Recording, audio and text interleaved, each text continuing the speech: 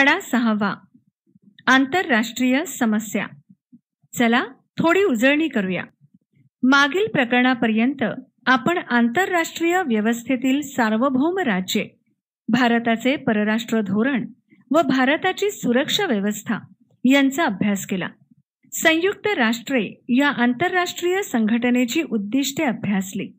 या पाठात आपण काही महत्त्वाच्या आंतरराष्ट्रीय समस्यांचा अभ्यास करणार आहोत. काही समस्या या केवळ एकाच देशाच्या राहत नाहीत. त्यांचा परिणाम अनेक देशांवर व काही दिवसांनी जगातल्या सर्व देशांवर होतो. संपूर्ण जगाला भेडसावणाऱ्या या समस्यांना आंतरराष्ट्रीय समस्या असे म्हणतात. आंतरराष्ट्रीय समस्या सोडवण्यासाठी सर्व राष्ट्रांनी एकत्रितपणे प्रयत्न करण्याची गरज असते. मानवी हक्क, पर्यावरण आणि दहशतवाद यांच्याशी संबंधित समस्यांचा या प्रकरणात आपण अभ्यास करणार आहोत. निर्वासितांचे प्रश्नही आता आंतरराष्ट्रीय स्वरूप धारण करत आहेत, त्यामुळे त्याचाही विचार आपण करणार आहोत.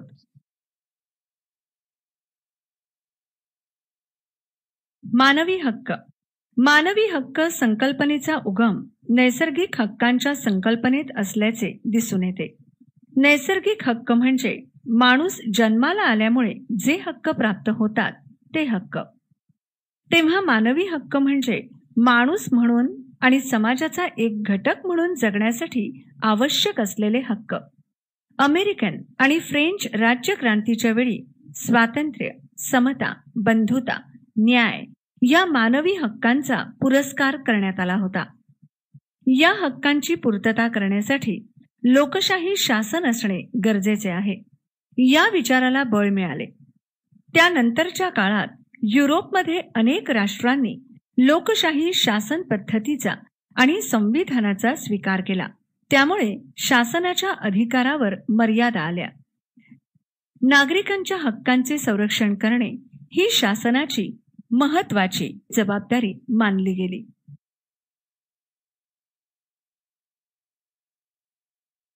आंतरराष्ट्रीय व्यवहारात मानवी हक्क या संकल्पनेचा उदय.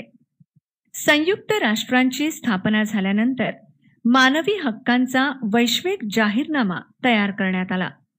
10 डिसेंबर 1948 मध्ये संयुक्त राष्ट्रांच्या आमसभेत हा जाहीरनामा बहुमताने मान्य करण्यात आला.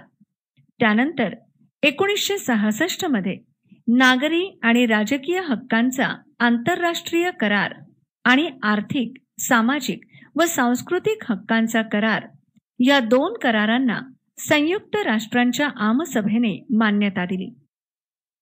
हे 2 करार आंतरराष्ट्रीय कायद्याचा भाग आहेत. या करारांचे पालन करणे सदस्य राष्ट्रांसाठी बंधनकारक आहे. मानवी हक्कांमध्ये जीविताचा हक्क, अन्न, वस्त्र, निवारा, शिक्षण आणि आरोग्य या प्रमुख हक्कांचा समावेश होतो. हे हक्क मूलभूत असतात. हे हक्क सर्वांना प्राप्त होतील हे बघणे ही राज्याची जबाबदारी असते. शीतयुद्धाच्या काळात मानवी हक्कांचा प्रश्न संयुक्त राष्ट्रांच्या आमसभेत अनेक वेळा मांडला गेला. आफ्रिकेतील वर्णद्वेष हा मानवी हक्कांच्या विरोधी आहे. म्हणूनच वर्णद्वेषी राजवटींवर बहिष्कार घालणे हा निर्णय घेण्यात आला. वसाहतींना स्वातंत्र्य, लोकशाही व्यवस्थेचा आग्रह ही त्याचीच काही उदाहरणे सांगता येतील. आधुनिक काळात वंशिक संघर्ष, सीमावाद, दहशतवाद अशा समस्यांमुळे मानवी हक्कांना मोठ्या प्रमाणावर बाधा पोहोचते आहे. याशिवाय अनेक जागतिक स्वरूपाचे प्रश्न जसे साथीचे रोग, पर्यावरणाला असलेला धोका, नैसर्गिक आपत्ती यामुळे मानवी हक्कांची संकल्पनाही आता अधिक व्यापक झाली आहे. पर्यावरण संरक्षण, शाश्वत विकास यांचाही समावेश मानवी हक्कांमध्ये केला जातो. माहित आहे का तुम्हाला? मानवी हक्कांच्या जाहीरनाम्यामध्ये एकूण 30 कलमे आहेत. या जाहीरनाम्यात नागरी स्वातंत्र्यासंबंधीची कलमे आहेत. त्याचप्रमाणे रोजगाराचा अधिकार, समान कामासाठी समान वेतन अशा आर्थिक हक्कांच्या तरतुदी देखील आहेत. सर्व सदस्य राष्ट्रांनी आपल्या नागरिकांना मानवी हक्क द्यावेत हे अपेक्षित आहे. मानवी हक्कांच्या जाहीरनाम्याप्रमाणेच बालकांच्या हक्कांचा जाहीरनामा 20 नोव्हेंबर 1959 रोजी प्रस्तुत करण्यात आला. सांगा पाहू, सध्या भारतीय मानवी हक्क आयोगाचे अध्यक्ष कोण आहेत? न्यायाधीश H.L. दत्तू हे भारतीय मानवी हक्क आयोगाचे अध्यक्ष आहेत.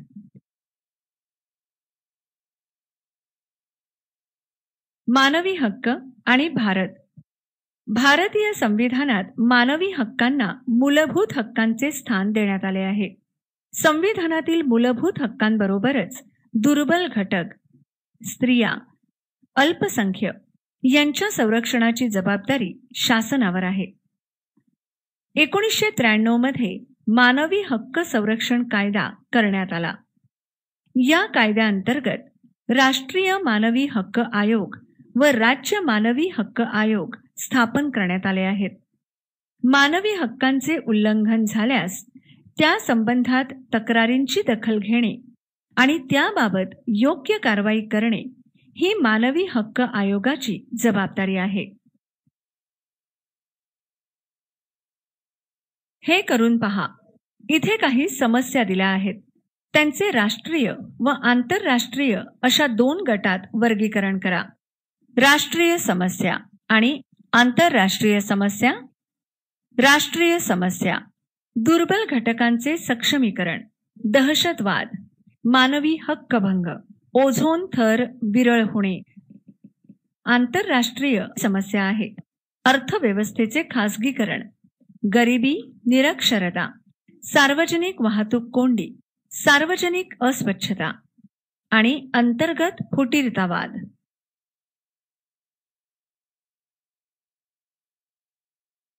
पर्यावरण. सध्या काळात मानवी हक्कांची संकल्पना अधिक व्यापक झाली असून सुरक्षित पर्यावरण हा एक महत्त्वाचा मानवी हक्क आहे असे मानले जाते. आंतरराष्ट्रीय स्तरावर पर्यावरण संरक्षणाची जाणीव आणि गरज 1970 मध्ये मांडली गेली. मोठ्या प्रमाणावर होत असलेले औद्योगिकीकरण, वाढत चाललेली ऊर्जेची गरज यामुळे पर्यावरणाला धोका निर्माण होतो असे पर्यावरणाचा अभ्यास करणाऱ्या विशेषज्ञांचे मत होते. या कार्यकर्त्यांनी 22 एप्रिल 1970 मध्ये पहिला वसुंधरा दिवस साजरा केला. शेतीत मोठ्या प्रमाणावर वापरली जाणारी रासायनिक खते आणि कीटकनाशके, वाहनांमुळे होणारे ध्वनी प्रदूषण, अणुऊर्जा भट्ट्यांमधून होणारा किरणोत्सर्ग, तेल गळती किंवा रासायनिक वायूंची गळती या सर्वांमुळे पर्यावरण असुरक्षित बनते आणि विविध समस्या निर्माण होतात.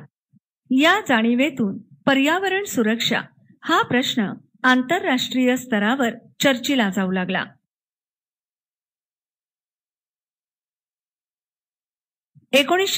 नंतर जागतिकीकरणाची लाट आल्यानंतर राष्ट्राचे परस्परावलंबन वाढले आणि त्यामुळे पर्यावरणीय समस्या सोडवण्यासाठी राष्ट्रांनी परस्परांना सहकार्य करण्याची गरज निर्माण झाली. वातावरण प्रदूषित झाल्यामुळे किंवा तेलाच्या आणि वायू गळतीमुळे पर्यावरणाला निर्माण होणारा धोका हा एका राष्ट्रापुरता मर्यादित राहत नाही. तसेच त्याचे परिणाम दीर्घकाली असतात. त्यामुळे या परिणामांवर उपाययोजना करण्यासाठी राष्ट्रांनी एकत्र येऊन सहमतीने व सहकार्याने वागणे गरजेचे ठरते.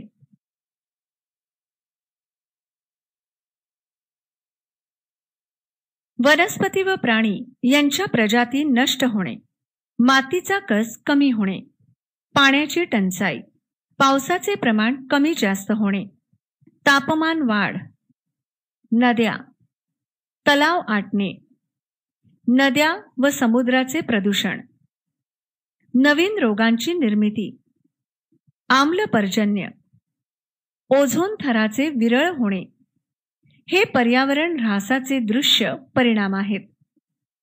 यापैकी काही परिणाम हे विशिष्ट राष्ट्रापुरते मर्यादित असले तरी त्यांच्या दीर्घकालीन परिणामांमुळे त्या प्रश्नांना जागतिक स्वरूप प्राप्त होते. तर काही प्रश्न मुळातच जागतिक स्वरूपाचे असतात.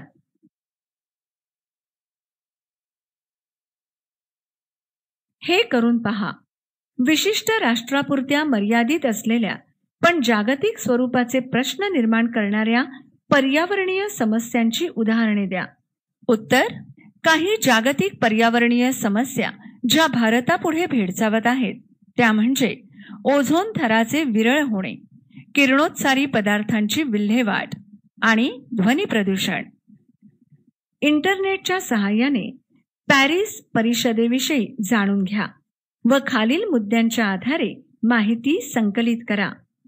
सहभागी देशांची संख्या, चर्चेचे विषय, भारताने उपस्थित केलेले मुद्दे.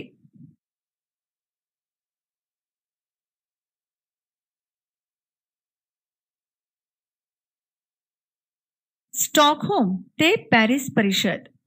आंतरराष्ट्रीय स्तरावर पर्यावरण विषयक तत्कालीन आणि दीर्घकालीन समस्यांविषयी चर्चा करण्यासाठी व त्यांच्यावर उपाय शोधण्यासाठी स्टॉकहोम येथे 5 ते 16 जून 1972 या कालावधीत संयुक्त राष्ट्रांची मानवी पर्यावरण विषयक परिषद भरवली गेली.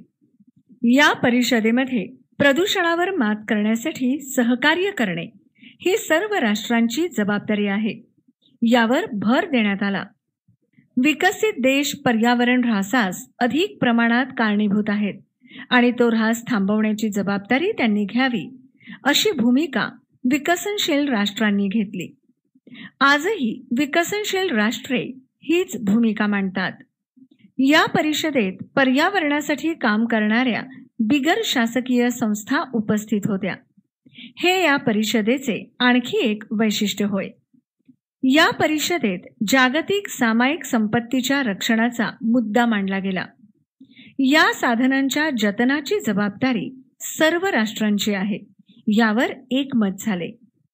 या परिषदेनंतर संयुक्त राष्ट्रांनी संयुक्त राष्ट्रे पर्यावरण कार्यक्रम निर्माण केला.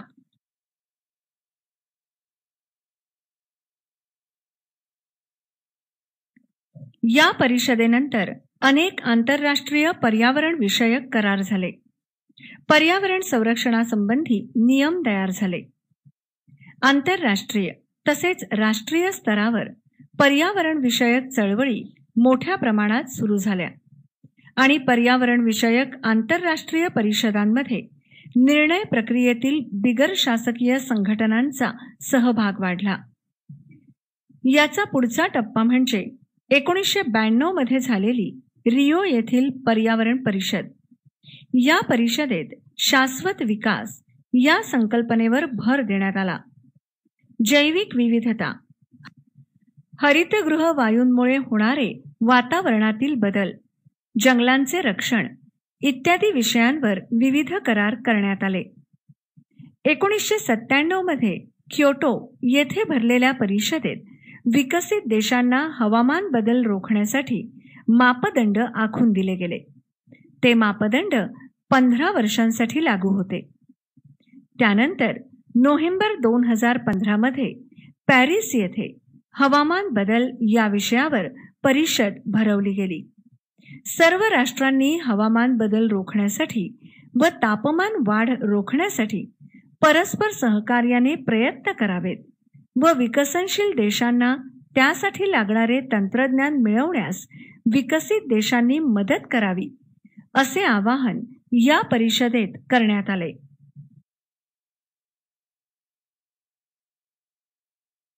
माहित आहे का तुम्हाला? महासागर, खोल समुद्र तळ, वातावरण, बाह्य अवकाश, जनुकीय साधन संपत्ती यांचा समावेश जागतिक साधन संपत्तीमध्ये होतो. ही संपत्ती जगातील सर्व राष्ट्रांची असल्याने सर्व राष्ट्रांनी तिची देखभाल करणे अपेक्षित आहे. दहशतवाद ही आजच्या काळातील एक मोठी समस्या आहे. जगातील अनेक राष्ट्रांना या समस्येला तोंड द्यावे लागत आहे. जगातील कोणतेही राष्ट्र केवळ स्वबळावर दहशतवादाचा सामना करण्यास असमर्थ आहे. म्हणून दहशतवाद ही जागतिक समस्या मानली जाते. दहशतवाद म्हणजे काय? राजकीय उद्दिष्टे साध्य करण्यासाठी सर्वसामान्य आणि निरपराध नागरिक व्यवस्थेच्या विरोधात हिंसेचा वापर करणे किंवा तशी धमकी देणे आणि त्यायोगे समाजामध्ये भीती आणि दहशत पसरवणे याला दहशतवाद असे म्हणता येईल. दहशतवाद ही संघटित आणि नियोजनबद्ध पद्धतीने केलेली हिंसा होय.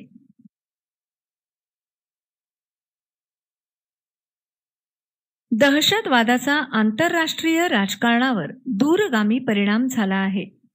गेल्या 2 दशकात विविध राष्ट्रांमध्ये दहशतवादी संघर्ष तीव्र झालेला दिसतो. दहशतवादी संघर्ष हे पारंपरिक युद्धापेक्षा वेगळे असतात. पारंपरिक युद्धे हा 2 किंवा अधिक सार्वभौम राष्ट्रांमधला संघर्ष असतो. अशा युद्धांमध्ये प्रामुख्याने राष्ट्रांच्या भौगोलिक सीमांच्या सुरक्षेला महत्त्व असते.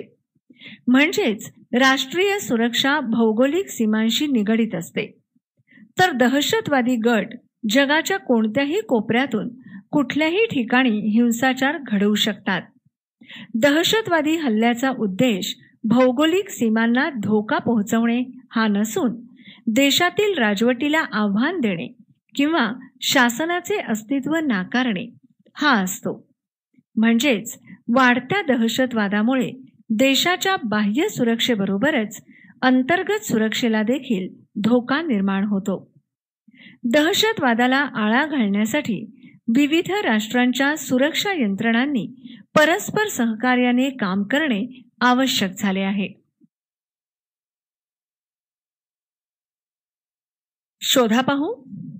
सिरिया या राष्ट्रातून अनेक लोक निर्वासित का होत आहेत? उत्तर: सिरियामधील युद्धजन्य परिस्थितीमुळे तेथून मोठ्या प्रमाणावर लोक निर्वासित म्हणून बाहेर पडत आहेत. जगातील आणखी कोणत्या राष्ट्रांमधून निर्वासितांचे लोंढे येत आहेत? उत्तर: इराकमधूनही युद्धजन्य परिस्थितीमुळे निर्वासितांचे लोंढे येत आहेत.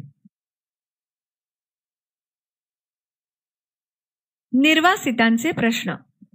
ज्या व्यक्तींना अनिच्छेने किंवा जबरदस्तीने आपली मातृभूमी सोडावी लागते व आश्रय मिळवण्यासाठी किंवा सुरक्षिततेसाठी दुसऱ्या राष्ट्रात जाणे भाग पडते, अशा लोकांना निर्वासित असे म्हटले जाते.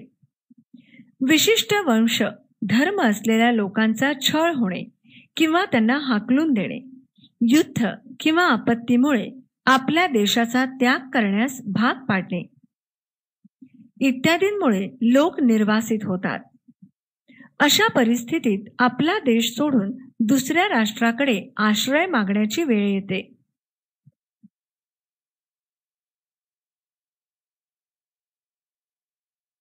दुसऱ्या महायुद्धापूर्वी जर्मनीमध्ये ज्यू लोकांचा छळ झाला. त्यांचे नागरिकत्व व संपत्ती हिरावून घेतली गेली. त्यामुळे ज्यू लोक निर्वासित झाले. 1971 मध्ये पूर्व पाकिस्तानातील जनतेचा राजकीय व धार्मिक छळ झाल्यामुळे तेथील लोक निर्वासित झाले आणि भारतात आश्रयाला आले. गेल्या काही वर्षात इराक आणि सिरियामधील युद्धजन्य परिस्थितीमुळे तेथून मोठ्या प्रमाणावर लोक निर्वासित म्हणून बाहेर पडत आहेत. निर्वासितांची अशी अनेक उदाहरणे आपल्याला सांगता येतील.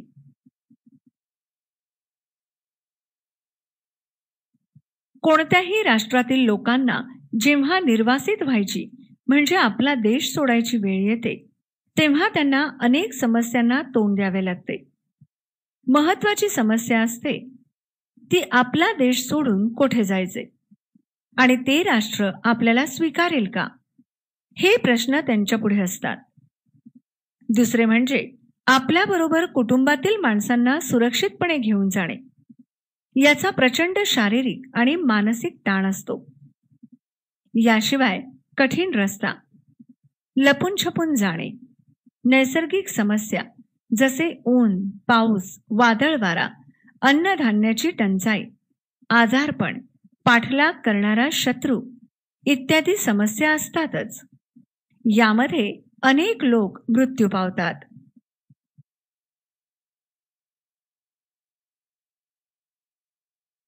सुरक्षित ठिकाणी पोहोचल्यावर नवीन समस्या असतात. कामधंदा शोधणे, राहण्यासाठी जागा आणि इतर रोजचे प्रश्न यांना तोंड द्यावे लागते. दुसऱ्या राष्ट्रातील भाषा, संस्कृती भिन्न असेल तर त्याच्याशी जुळवून घेण्यात अडचणी येतात. ज्या राष्ट्रात निर्वासित आश्रय घेतात तेथील समाज त्यांना स्वीकारेलच असं सांगता येत नाही. उलट निर्वासितांची संख्या वाढल्यामुळे राष्ट्रावरचा बोजा अधिक वाढतो. जीवनावश्यक वस्तूंची टंचाई निर्माण होते. गुन्हेगारीचे प्रमाण वाढते. महागाई वाढते. स्थानिकांच्या नोकऱ्यांवर गदा येते. शांतता व सुव्यवस्थेचा प्रश्न निर्माण होतो. अशा अनेक समस्या निर्माण होतात. त्यामुळे निर्वासितांना आसरा देण्यास आणि त्यांचे पुनर्वसन करण्यास अनेक राष्ट्रे तयार होत नाहीत.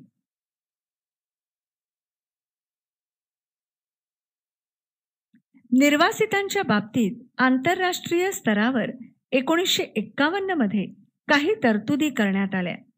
त्यानुसार निर्वासितांना त्यांच्या इच्छेविरुद्ध त्यांच्या मूळच्या देशात परत पाठवता येणार नाही अशी तरतूद केली गेली. त्याचप्रमाणे त्यांचे प्रश्न सोडवण्यासाठी संयुक्त राष्ट्रांच्या उच्च आयुक्तांचे कार्यालयही स्थापन करण्यात आले आहे. मानवी हक्कांची जोपासना व त्यांचे संवर्धन सर्वच राष्ट्रांनी केल्यास अन्याय, शोषण व हिंसाचार कमी होईल. सर्व लोकांना सुरक्षितपणे आपला विकास साधता येईल. पर्यावरणाचे रक्षण करून आणि दहशतवादाचे संपूर्ण निर्मूलन केल्यास मानवी हक्क अधिक प्रभावीपणे अंमलात आणता येतील. जगात कोणत्याच लोकसमूहाला निर्वासित व्हावे लागणार नाही. यासाठी प्रयत्न झाल्यास मानवी असुरक्षितता दूर होईल. यासाठी सर्व राष्ट्रांनी एकत्र येणे, आपल्यातील सहकार्य वाढवणे, ठोस कृती करणे व प्रत्यक्षात बदल घडवून आणणे इत्यादी प्रयत्न केले पाहिजेत. पुढील वर्षी आपण या आधारे स्वतंत्र भारताने कोणती वाटचाल केली आहे याचा अभ्यास करणार आहोत.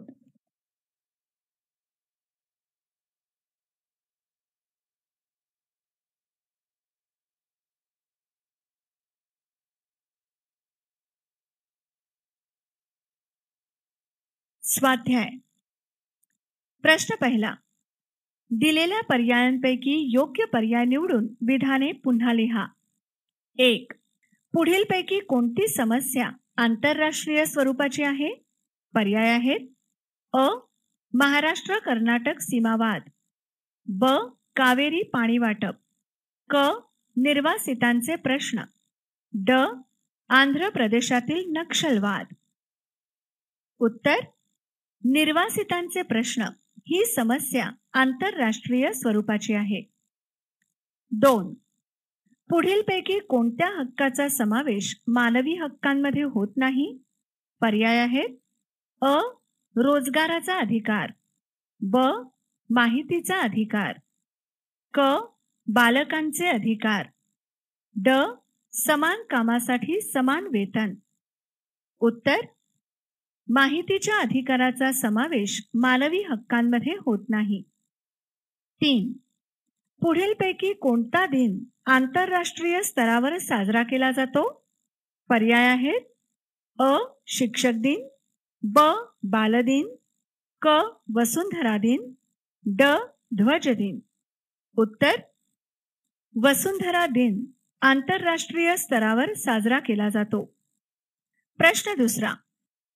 पुढील विधाने चूक की बरोबर ते सकारण स्पष्ट करा. 1.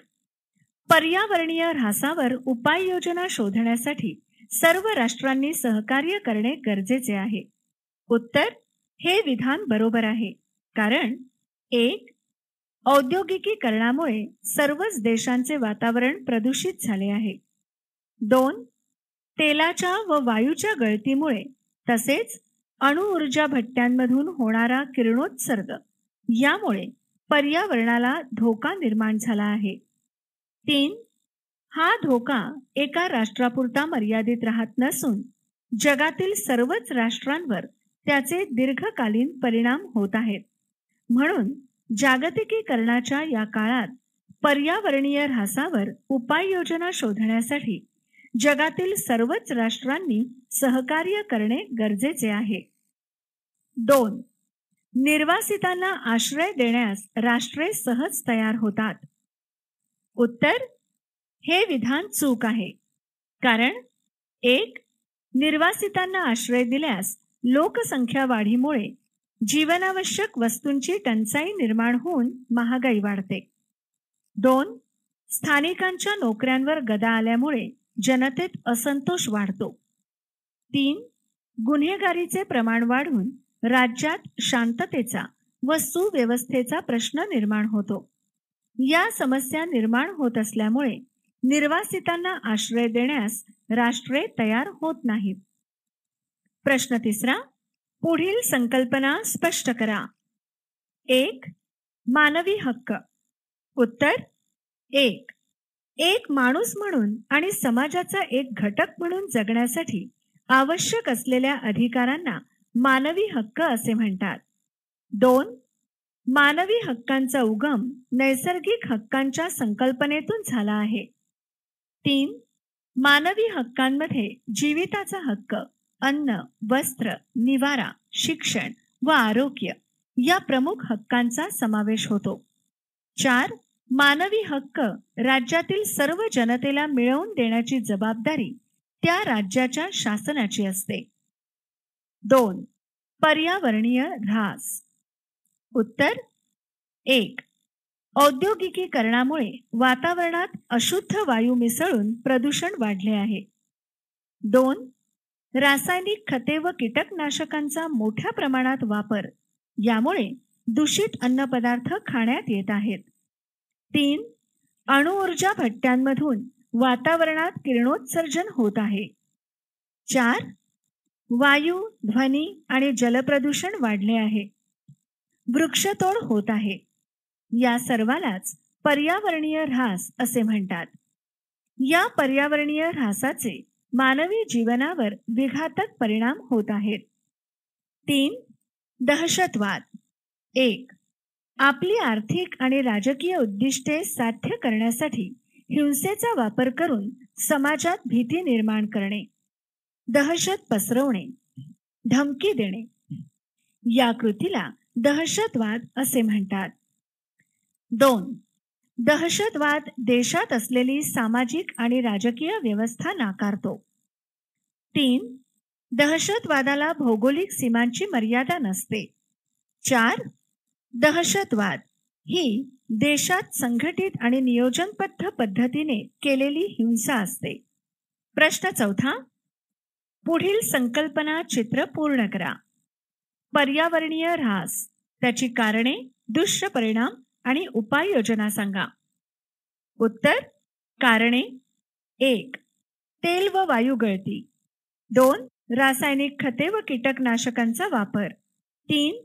वाहनांचे ध्वनी प्रदूषण. 4. अणुभट्ट्यांचे किरणोत्सर्जन. दृश्य परिणाम. 1. वनस्पती व प्रजाती नष्ट. 2. ओझोन थर विरळ होणे.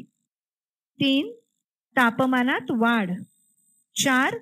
नवीन रोगांची निर्मिती. उपाययोजना. 1. जंगलांची वाढ करणे. 2. वायू, ध्वनी व जलप्रदूषण रोखणे. 3. जैवविविधतेचे रक्षण करणे. 4. वृक्षतोड थांबवणे व वृक्षारोपण करणे. प्रश्न 5. तुमचे मत नोंदवा. 1. मानवी हक्क प्रस्थापित करण्यातील भारताची भूमिका स्पष्ट करा. उत्तर: मानवी हक्क प्रस्थापित करण्याबाबत भारताची पुढील प्रमाणे सकारात्मक भूमिका आहे. 1. भारतीय संविधानात मानवी हक्कांना मूलभूत हक्कांचे स्थान देण्यात आले आहे. 2. त्यामुळे या हक्कांवर कोणी अतिक्रमण केल्यास त्या व्यक्तीला न्यायालयात दाद मागता येते. म्हणजेच मानवी हक्कांना न्यायालयाचे संरक्षण देण्यात आले आहे. 3. महिला, बालके, दुर्बल घटक व अल्पसंख्य यांच्या संरक्षणाची जबाबदारी शासनावर असते. 4. मानवी हक्कांच्या संरक्षणासाठी भारताने 1993 मध्ये मानवी हक्क संरक्षण कायदा संमत करून राष्ट्रीय व राज्य मानवी हक्क आयोग स्थापन केलेले आहेत. 2. दहशतवादामुळे कोणते परिणाम होतात हे सांगून दहशतवादाला आळा घालण्यासाठी उपाय सुचवा. उत्तर अ. दहशतवादाचे परिणाम. 1. मोठ्या प्रमाणात निरपराध माणसे मारली जातात. 2. कुटुंबे उद्ध्वस्त होतात, मुले निराधार होतात. 3. समाज हिंसेच्या भीतीखाली राहिल्याने विकास करू शकत नाही. 4. मानवी हक्क पायदळीत उडवले जातात. 5. राष्ट्रांचा विकास होत नाही. ब. दहशतवादाला आळा घालण्यासाठीचे उपाय. 1. दहशतवादी कृत्यांना वेळीच चाप लावला पाहिजे.